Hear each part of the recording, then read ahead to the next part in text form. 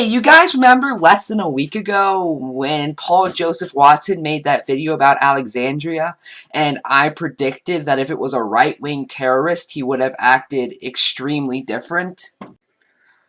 Well, it turns out I was right.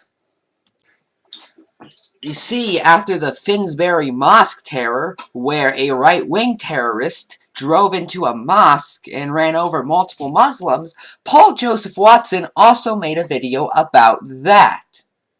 And he acted completely different. In this video, for instance, he laughs at the idea of leftists saying Tommy Robertson and Katie Hopkins radicalized the individual who committed the terrorist attack. Meanwhile, 2 videos and less than a week ago, Paul Joseph Watson claimed that Rachel Maddow, John Oliver, Trevor Noah, and Bill Maher radicalized a terrorist who shot a bunch of Republicans. This is an example of Paul Joseph Watson's hypocrisy, and I've covered it before, and I'm going to cover it again at some point probably. Paul Joseph Watson also found a way to blame liberalism, just like I predicted him to. Imagine my shock.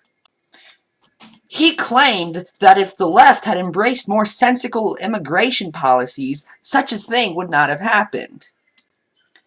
So now we know the answer to the question, what if a conservative had shot Alexandria? The answer is simple. He would have blamed liberalism, because that's what Paul Joseph Watson does. The fact is, Paul Joseph Watson does not have any amount of consistent positions. His positions go from one to another depending on what's convenient for him at the time. I do not recall any mainstream liberal saying conservatism was the cause of Alexandria. You may be able to find 1 or 2 people with like 18 Twitter followers, but no one all that big. Paul Joseph Watson has almost 1 million YouTube subscribers. He is more mainstream than any of the people who've said such a thing about Alexandria, and he's saying the exact same thing about this attack. And that's it. I'm Ephrom, and good night.